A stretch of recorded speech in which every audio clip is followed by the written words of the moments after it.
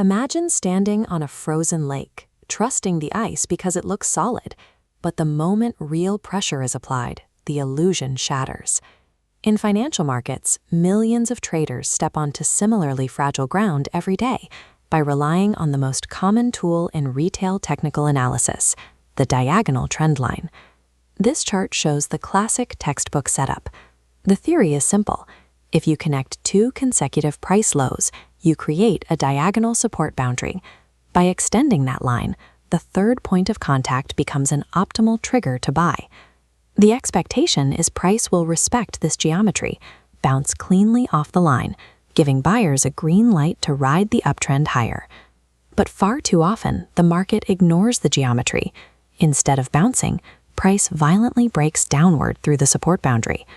Seeing the line fail, the typical retail trader assumes the macro trend has reversed. They abandon their long saps and aggressively execute short positions to catch what they assume is a new downtrend. Almost immediately after that breakout draws in the short sellers, the price abruptly U-turns. It rockets past the previous highs, stranding those late sellers at the absolute bottom of the move. The flaw here is that diagonal lines are arbitrary geometric constructs drawn by the observer. They are not empirical representations of actual market structure. Treating these lines as rigid support guarantees that you will become the exit liquidity for institutional order flow. To survive, you have to abandon retail geometry and look at true horizontal structure. This chart visualizes exactly what happens under the surface of a trend line. As soon as the line forms, a specific group of orders begins to accumulate, the stop losses from early buyers. These buyers place their protective stops tightly underneath the line because they operate under the assumption that a break of the diagonal invalidates their entire trade.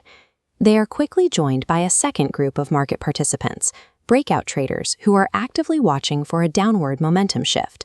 This group parks sell-stop orders directly below the boundary. Their goal is to automatically catch the drop the second the trend line breaks. Finally, manual sellers join the trap. They wait for the price to snap the line, retest it from below, and then execute short positions. Aggregating these stop losses, sell stops, and manual shorts creates a massive, concentrated pool of sell-side pressure trapped in one specific location.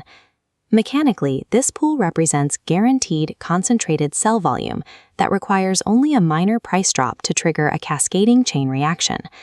This manufactured cluster of sell orders is an irresistible magnet for institutional participants. They require exactly this kind of massive counterparty liquidity to fill their own large buy orders without prematurely moving the broader market.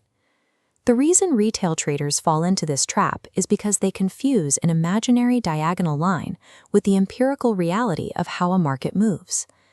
This chart strips the diagonal illusion, revealing a true bullish trend defined by horizontal price action, peaks and valleys where each is sequentially taller. To validate this trend, you only look at a single critical data point, the last confirmed higher low. The structural rule is absolute. As long as price stays above that horizontal baseline, the macro trend remains bullish. Overlaying the old trend line makes the disparity obvious. Price can drastically drop below the diagonal boundary while remaining completely safe above the solid horizontal baseline. Retail traders panic when the diagonal snaps because they misinterpret it as a trend shift, entirely missing that the true horizontal structure is completely unharmed. Relying on diagonal boundaries causes traders to short perfectly bullish environments, systematically forcing them to trade against the dominant momentum of the market. Let's trace the exact mechanics of what happens when price is deliberately pushed below that fragile diagonal line. The moment the line breaks, an automated cascade begins. Buyer stop losses are executed, sell stops activate, and retail shorts flood the order book with new sell orders. This localized flood of retail sell orders provides the exact counterparty liquidity required for institutional buyers to quietly accumulate massive long positions at a discount. Institutional order flow targets a true structural demand zone. A demand zone is an area of high buying interest, typically found as a tight range of consolidation formed just above the actual horizontal higher low. The maneuver is precise. Price breaks the diagonal line, plunging just deep enough to tap the true demand zone. Securing this trapped liquidity at a discount, institutional volume aggressively drives the market higher, violently ricocheting upward to shatter previous chart highs. While a retail breakout trader experiences chaos, the resulting rally aligns with institutional structural logic. A broken trend line typically indicates a mechanical sweep engineered to fuel the continuation of the true horizontal trend. To stop acting as liquidity for larger players, you have to execute a strict psychological shift. You must permanently discard trend lines as areas of support or resistance. This split-screen chart demonstrates their true high-probability utility. Instead of treating diagonal lines as floors to buy from, you use them strictly as highly visible maps indicating where hidden market liquidity is resting. In a live, developing market environment, identifying a vulnerable trend line allows you to anticipate where the smart money is about to go. The macro setup requires verifying that the true horizontal structure is still forming higher highs and higher lows. If the structure remains bullish, an intact diagonal trendline becomes a high-probability magnetic target.